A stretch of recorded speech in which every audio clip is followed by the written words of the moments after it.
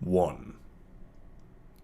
I started all of this at the end of round 1, before I learned that there is far more power in the company of death rather than a futile struggle day to day, clinging to the fragile coils of life. It is a lie that rules over all of humanity as we cherish and bow down to it, obsessed with prolonging our end. I was like everyone else once, during my first chance that I pissed down the toilet over the course of 70 years.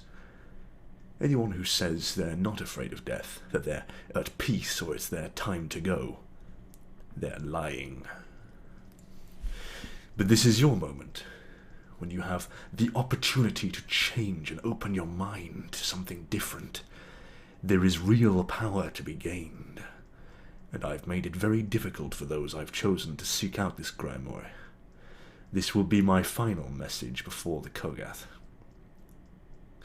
There is nothing to be afraid of if you are willing to learn. I'm only different than you because I've learned the truth. I've defected from the cruel and grievous circle of lies and entered the deceptively sweet embrace of death. My second chance didn't come with exercise or good diets or vitamins. Life was a monotonous letdown. The gift came to me via a very unworthy and clueless old wretch.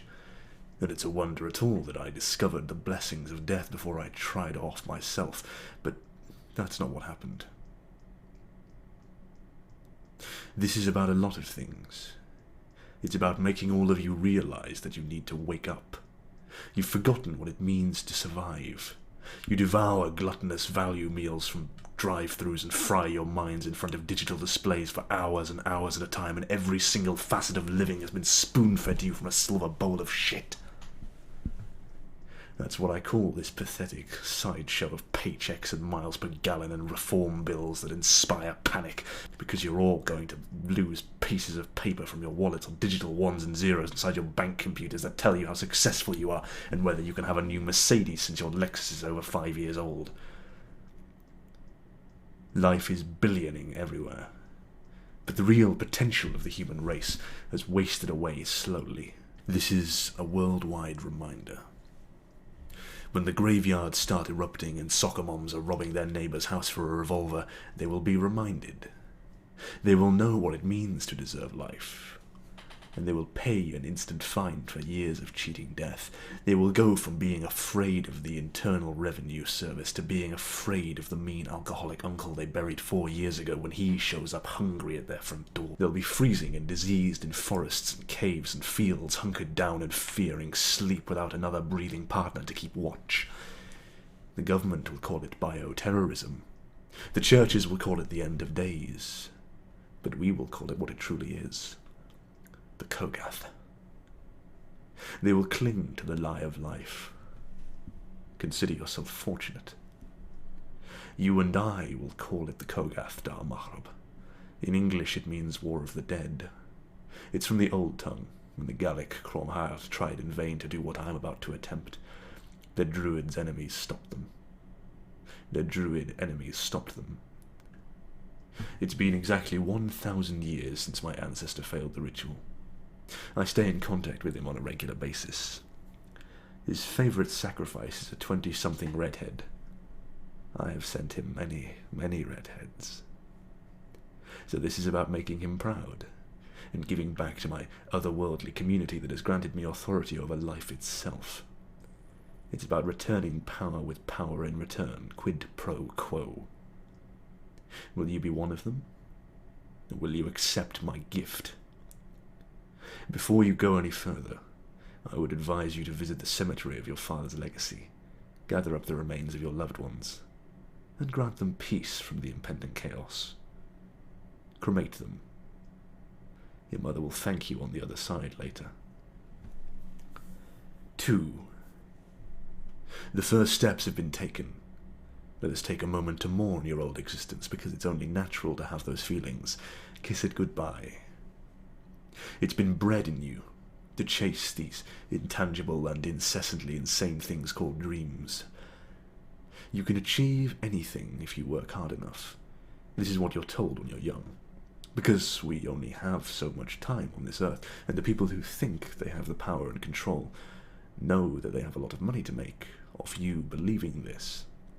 I worked hard for over 30 years at a company I started myself only to get backstabbed by my partner. I'm a quadruple divorcee. I was depressed and eating Valium because I made 7 figures instead of 8. This is what life and dream chasing does to you. This is what life and dream chasing does to you. The cost of what will be required of you is astronomical. You think I don't know you, but I do. You care about 3 things: money, sex, and power. These 3 motivations rule the world of the living. Some would attempt to question the big 3, perhaps bringing up futile concepts like love and goodness, but those people are worthless to me. They won't be approached or instructed like you. You are depraved like me. That's why you've been given the opportunity to learn. Lesson number 1. Nothing comes without sacrifice. Absolutely nothing. This also proves true in life, but death is a much more forgiving teacher. You've put in hard work to get something you want out of life. Nice things, a pretty girlfriend, a manicured lawn. What's valuable in life is not valuable in death.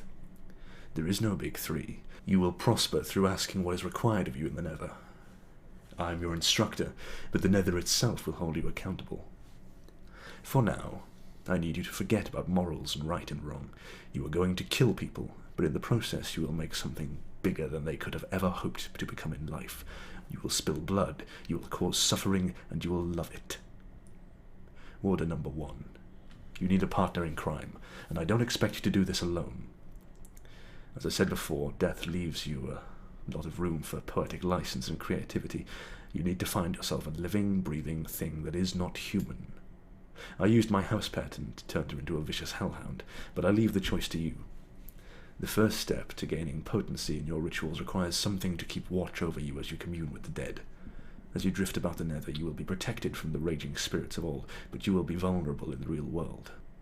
What is left of the Gallic rituals can be found in the Munich Manual of Demonic Magic. Nearly all of the terms and superstitions outlined within it are inaccurate, but there are detailed instructions for creating a familiar. That is your starting place.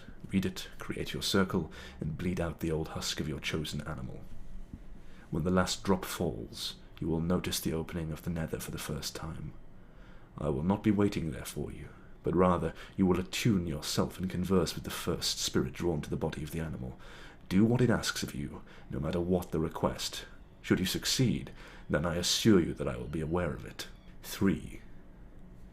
You've made quite an interesting choice, my little necrolite.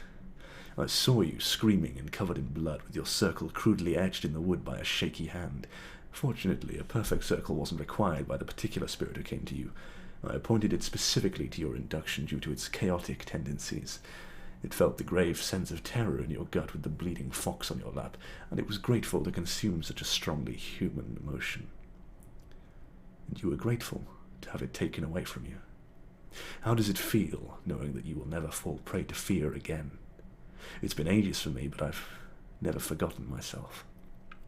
I watched the entire ordeal. I saw your face contort with tears and regret, only to shift in one glorious moment as you wrapped your clutches around the first hint of necropotence.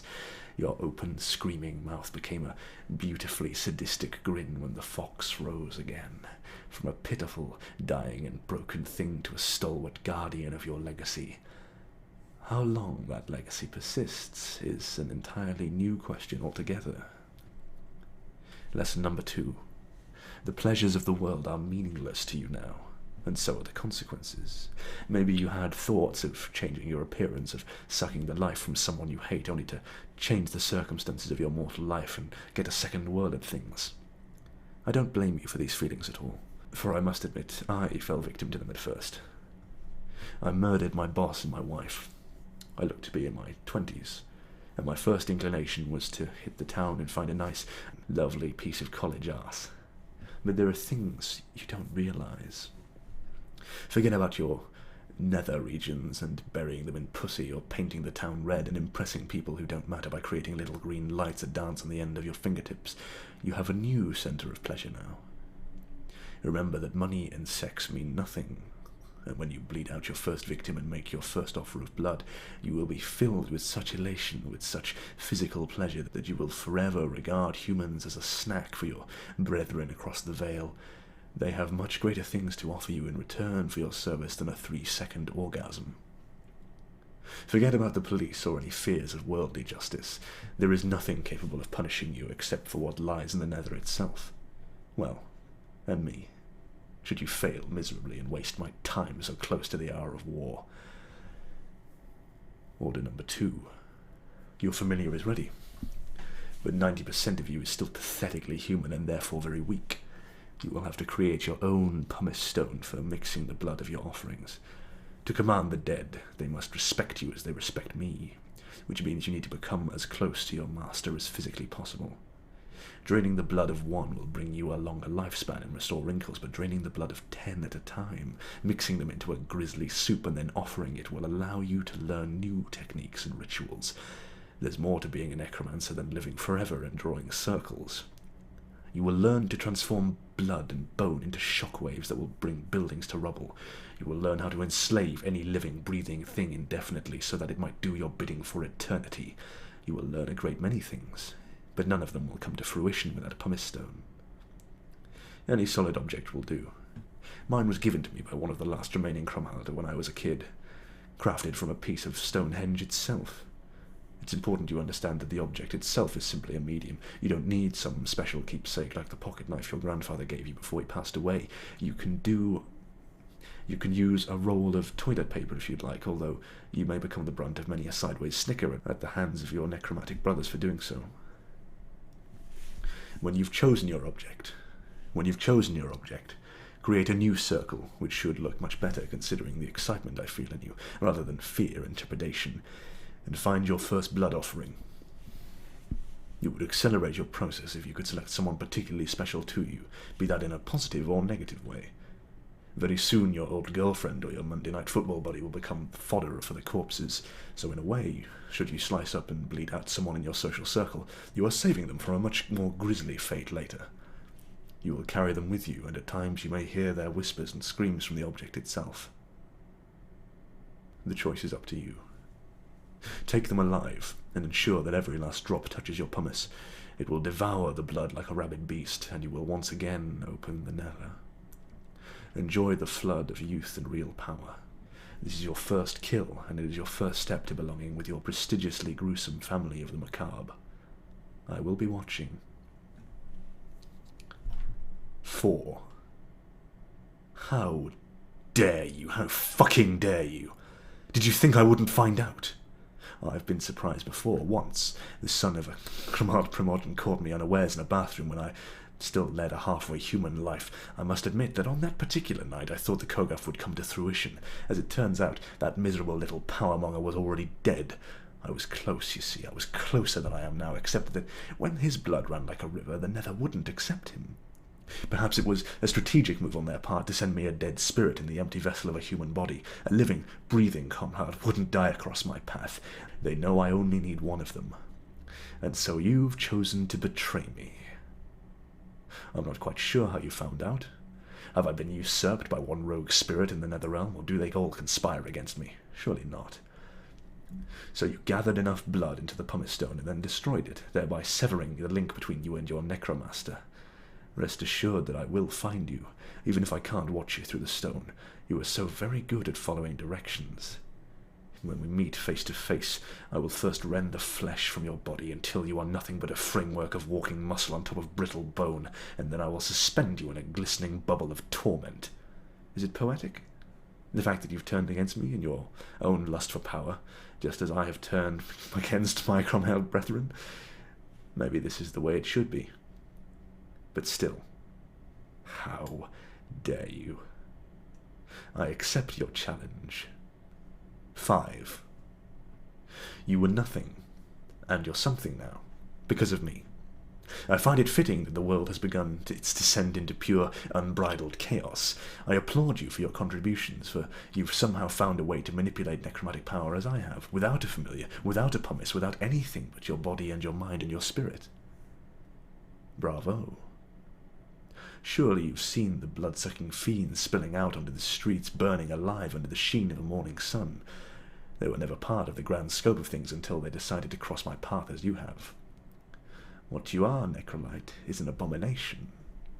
They'll do anything for a taste of the blue goop. They smell it, they feel it, and it becomes them. But even the vampires who resist the liquid blue will fall, you see. Do you think I'm afraid of something that can't even breathe? Do you truly think that you can manipulate the Nether, and become one of them, and protect the last living Cromwell before I find him and bring about the War of the Dead? You cannot stop the Kogath. Give up now and I might spare you, to be a dead man floating by my side. Or you can let the pathetic Cainite embrace you, and lose your power. The choice is up to you. 6. Your necropotence. I can't fathom how you've managed to hang on to it. I found him not an hour after he sank his incisors into your neck. But this is not the way the spirits told me it would transpire. I have set out to start a war of the dead, and instead you seek to combat my efforts as a member of the undead, wielding my gift and theirs at the same time. It shouldn't be possible. I'm close to you. I can see and feel traces of you. You've become powerful, but not powerful enough to hide your tracks. I know you're heading from the Cromhair Temple, and I know the druids have joined. I know about the wards at the entrance and the 100,000 walking constructs of bone that you have managed to resurrect with the sacrifice of the other Cromhair. So will you protect him from his bastard son? This is what you want. I'm coming for you. 7. I've been such a fool. That old man who fixed my bike, it can't be you. You were my student. You faked everything, even your own demise. How could I have forgotten you? This source of my gift, it's impossible. So you were the Necromaster before me, and now you've come back to reign over the living. Why protect them? They deserve the war. They deserve everything that's coming to them. These wards are stronger than I thought, but I will have them destroyed in a fortnight. I can feel you behind that gate, conjuring and speaking in Gallic like a madman. I've seen to it that all the druids will not perish slowly. Will not only perish slowly, but they will perish at the mercy of the pathetic living trees and flowers and animals that they worship. I have turned living flora into walking corrupted fauna. Even now they lie on the ground, held at the wrists and feet by barbed and bleeding cusps of ancient oaks that have turned on them. My father inside the temple that you were protecting through your treachery, he has spent his entire life trying to find a way to wipe them out, and I have destroyed them in less than a day. Do you hear the screams? I'll bring them back. Once they were worshippers of life, only to evolve, to change, to rise up from their thorned shackles and fight for the only side that can bring about the face of the new world. I destroyed your sire, and you will not evade me by becoming vampiric. You will not protect him. Hide in your pathetic little temple. I'll be in there soon enough. 8. Everything burns. It is a beautiful thing. It is not the Kogath, but I truly marvel at what I've accomplished thus far. I found the key to breaking through the wards. I sacrificed each and every druid and mixed their blood into a cauldron. I found the last Cainite, the only one who can resist the liquid blue, and I stole his blood as well. But the blood of the fiend, and the blood of the druids, and a single drop of blood from my own is not enough. I've drawn every rune, every symbol, down to the last detail from the Munich manual. This is the strongest circle I've ever completed, and it's still not finished. I need the body count. The spirit in the Nether who betrayed me and allowed you to rebel against my power is here now under my control. You are alone, suspended in the eye of a storm of necropotence. How can you possibly hope to defeat me without the Nether behind you? I am the Nether. Kogath Dar Marb. 9. 10,468. Is that the magic number? one drop of blood from each of them. I am quite proud of my human body count. I have them aligned in rows, a field of dead bodies, accompanied by walking trees that bleed. Each of them has a rune burned into the ground by my own hand. This grove was once thriving with life, and now it has become a garden of death. This grove was once thriving with life, and now it has become a garden of death. There were certain kills that were special to me, and even others that were special to Sasha. Perhaps a dozen of them stand out in my memory, screaming in agony under the green glow of fate itself. I didn't just rend them open with a kriss. I allowed them to suffer magnificently, slowly, beautifully. I will channel the nether into the earth itself. The energy in the soil will bring them back, an army of 10,000 strong, with my hellhound and my ex-wife and a few nameless bums who are very special pets because they were some of my first kills. Not 2 hours from now, I will begin the incantation from the blast. I will begin the incantation to form the blast. It will begin in the depths of every decaying husk, ping-ponging through the grove like a green ball lightning, until it has touched all 10,000. After they've risen, the circle and the runes will empower them, a mass of undeath, incinerated in a stinking cloud. And then I will send them for you. I hope Marjorie gets her hands around your throat, even if she can't choke the life from you. She only has to hold you still, so that I might exorcise your pathetic dark gift and reduce you back to a pitiful human being. You fucked up, thinking you could be turned and still harness the power. You are nothing. Hunker down. Here it comes. 10. There have been so many very splendid moments in my lifetime. The first cut with a knife, feeling young again, igniting desire in the hearts of women, and of course, taking on a student, although I must admit that I truly regret that decision now. The explosion surely rocked you to your very core. Never have I sacrificed anything on such a grand scale. It was painful, you see, to destroy my beautiful creation, to sacrifice everything so that I might meet you face to face. You, the abomination, you with your ulterior motives, you standing before me, a sickly and pathetic leecher of life, wielding my power for the sake of mocking me, for the sake of stopping the Kogoth. Step aside, fool. I will have the blood of the last Cromer, even if I must destroy you. 11. Oh, how the tables have turned. I had forgotten what true pain feels like. The death fox in his teeth, your familiar, was a truly formidable opponent in the first 3 seconds before it melted into nothingness. I will remember you forever, even if you disgusted me in your final hours, having become something that I never thought could have existed in the first place. You came so far. I saw you walking the streets, drinking your life away because you wanted to become something more, and in this regard you certainly have. But you are not a necromancer. If you were, you might have defeated me. My flesh may be singed, my hair may be gone, I may be old again, clinging to my last breath as I was before this all began, but you have reduced me to my original decrepit form of weakness.